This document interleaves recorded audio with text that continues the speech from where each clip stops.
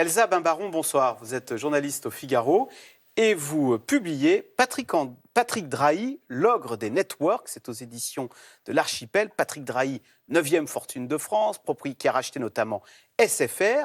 Sauf que, Elsa Bimbaron, il y a le feu chez Patrick Drahi. Là, l'action de son groupe vient de chuter d'une façon inexpliquée de 50% en l'espace de plus de 50% même en 3 semaines. Qu'est-ce qui se passe chez Patrick Drahi, dans la galaxie Drahi ? C'est très précisément le 3 novembre que la chute boursière a commencé avec la publication de résultats décevants pour SFR. Alors, une entreprise qui publie des résultats décevants et qui ensuite est sanctionnée par les marchés boursiers, c'est classique. Là, ce qui est complètement exceptionnel, c'est l'ampleur de la chute. C'est-à-dire que non seulement ça a chuté le jour de la publication des résultats, mais ça fait 3 semaines que ça dure. À la clé, il y a 10 milliards d'euros qui sont partis en fumée. 17, ça fait... je vous fais à 17 milliards même. Ouais. Voilà, donc c'est la valeur de Peugeot Citroën qui Voilà. est parti en fumée en 3 semaines. Tout ça parce qu'il a publié des résultats décevants concernant SFR. Parce que disons que ça fait depuis le rachat de SFR, depuis 2014, que Patrick Drahi et son équipe disent qu'ils vont redresser l'entreprise. Donc il y a un bout de la promesse qui a été tenue et le deuxième bout qui était nous allons gagner des clients, faire revenir des clients, leur réussir à augmenter le prix des forfaits. Cette deuxième partie de promesse, ça n'a pas du tout été tenue. Et là, c'est peut-être le résultat qui a fait déborder le vase et qui explique notamment le déclenchement de cette crise. Parce qu'il a racheté SFR hors de prix en promettant monts et merveilles. Finalement, ces monts et merveilles, on ne les voit pas arriver. Revenons quand même sur on reviendra, mais sur ce personnage, Patrick Drahi. Comment ? Parce qu'il est sorti de nulle part, on l'a tous découvert quand il a racheté SFR. D'où il vient ? Comment il est devenu la 9e fortune de France ? Alors, Quel est son parcours ? il était complètement sous les radars, mais c'est un vieux briscard des télécoms. En fait, c'est quelqu'un qui est ce qu'on pourrait appeler un self-made man. Enfin, c'est construit tout seul. Il a fait Polytechnique. Il a fait Polytechnique. J'ai pas dit autodidacte. D'accord. Il est fils de prof de maths. Il est né à Casablanca, au Maroc. Il arrive en France, il a 15 ans. Il fait une prépa brillante, Polytechnique. Il enchaîne sur Paris Télécom.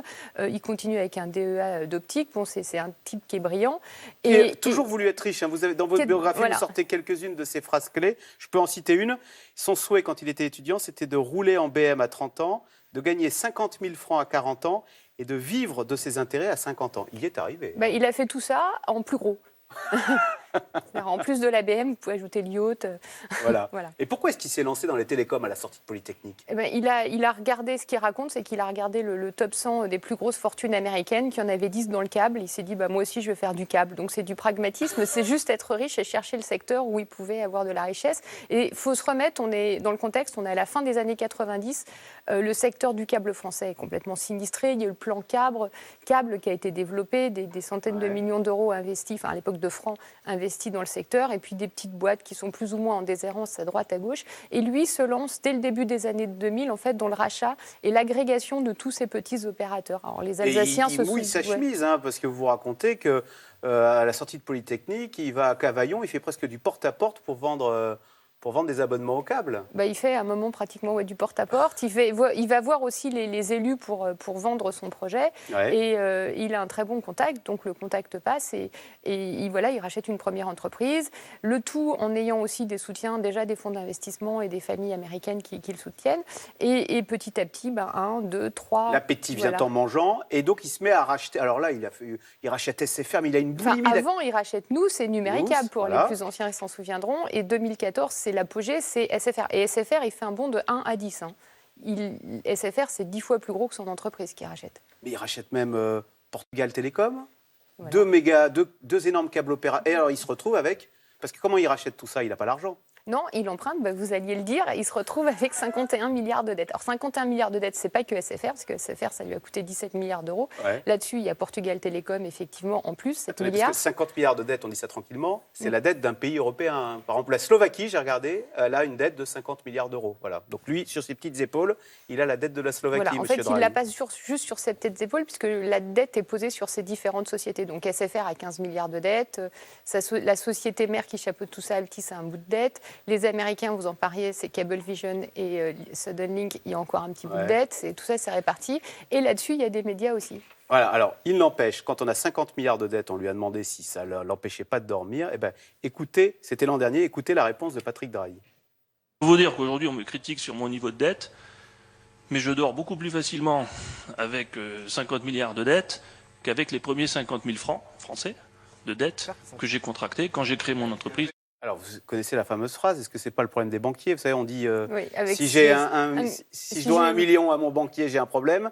Si je dois 1 milliard à mon banquier, c'est mon banquier qui a un problème. Voilà. C'est un peu ça, là, quand même. C'est ça et c'est pas ça. Bon, déjà, il a dit ça devant les sénateurs, donc, qui étaient un petit peu perplexes.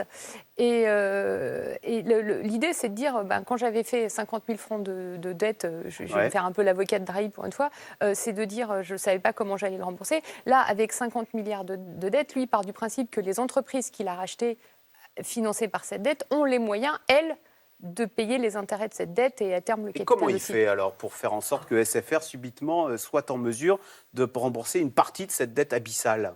Là, pour le moment, il a fait de la moitié du boulot, c'est ce que je vous disais. Il a racheté SFR, pas forcément à un prix totalement délirant. Bon, il a quand même racheté 17 milliards, donc Vivendi l'a bien vendu. Il a fait la phase 1 de la promesse, c'est-à-dire qu'il a baissé les coûts. Comment il fait pour baisser les coûts? Alors, il y a la partie pas très sympathique du personnage, c'est qu'il a commencé par arrêter de payer certains fournisseurs. Donc, quand vous ne payez pas les fournisseurs, mathématiquement, les dépenses baissent, donc les marges augmentent. Ça c'est un peu réglé. Il a renégocié tous les contrats. Chez SFR, il y a des gens qui l'appelaient Monsieur 30%, parce qu'il demandait systématiquement 30% de remise à tous les fournisseurs. Après, il est en train de diminuer les effectifs de SFR, malheureusement aussi de 30%, parce qu'il y a 5 000 départs sur 15 000 salariés. Sur 15 000 salariés, il s'est séparé de 5 000 personnes. 5 000 personnes. Ah oui, d'accord. Donc là, il a énormément réduit les coûts chez SFR. C'est en cours. Ouais. Et il y a normalement la deuxième phase qui est maintenant je gagne des clients et là, ça ne marche pas bien. Alors justement, j'allais y venir parce qu'à côté de racheter SFR et des opérateurs, il se lance énormément dans les médias. Il a racheté BFM, Libération, l'Express. Mais alors, il a même acheté les droits sportifs de la Ligue anglaise et puis surtout de la Ligue de la Champions League en football. Alors, qu'est-ce qu'il veut faire? Il veut faire comme Jean-Marie Messier, là, c'est ça, là, son modèle, c'est pas tout à fait Jean-Marie Messier, puis on va pas lui en vouloir. C'est plutôt les Américains. C'est plutôt de regarder ce que faisait, par exemple, le géant américain AT&T, qui voulait racheter une partie des droits de Time Warner. Donc du contenu, c'est mettre du contenu dans les... proposer aux abonnés SFR la Champions League en les faisant payer. Un peu plus, oui. Et alors, c'est ça qui ne marche pas? C'est que les gens, ils refusent de payer pour... c'est que, ce qu'il a lui-même reconnu, c'est qu'en fait, cet été, ils ont passé 1 euro supplémentaire sur les abonnements à tout le monde. Il a augmenté les abonnements. Oui, enfin, on fixe les abonnements fixes d'1 euro pour avoir la Champions League. Non, pour avoir la Première Ligue, parce que pour le moment, la Champions League, il ne l'a pas encore, ce sera en août 2018. Voilà. Donc il a dit 1 euro de plus à mes 5 millions et quelques d'abonnés fixes pour regarder du foot. Moi, personnellement, je ne mettrais pas 50 centimes dans du foot. J'aime pas ça, j'aime que le rugby. Mais par contre, peut-être vous mettriez 10 euros. Il l'a lui-même reconnu. Donc il a très très mal ciblé et il a énervé tout le monde à l'arrivée et ça lui a encore coûté des abonnés. Donc il y a vraiment un problème marketing, c'est-à-dire que les offres n'ont pas été dimensionnées correctement, il n'a pas encore bien valorisé les contenus.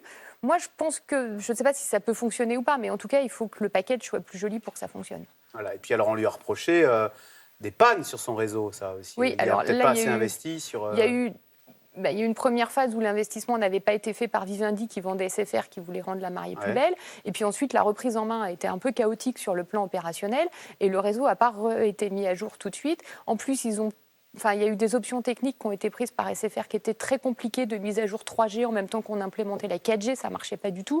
Donc, vous augmentez les prix, les gens sont déçus par le réseau, plus le service client qui n'est pas au rendez-vous. Résultat, en 3 ans, moins de 2,5 millions de clients. Merci beaucoup, Elsa Baron, d'être venue nous expliquer les tenants et les aboutissants de cette aventure industrielle et personnelle passionnante. Donc, votre livre, Patrick Drahi, L'ogre des networks, ça sort aujourd'hui, hein? Non, c'est sorti le 25 octobre. Ah, ça vient de sortir, d'accord, aux éditions de l'Archipel. Merci beaucoup. Donc tout de suite, Caroline Roux, c'est dans l'air. Angela Merkel en grande difficulté. Incapable de former un gouvernement, la chancelière veut organiser de nouvelles élections. Peut-elle rester au pouvoir? C'est dans l'air est intitulé ce soir. Merkel, la patronne en danger.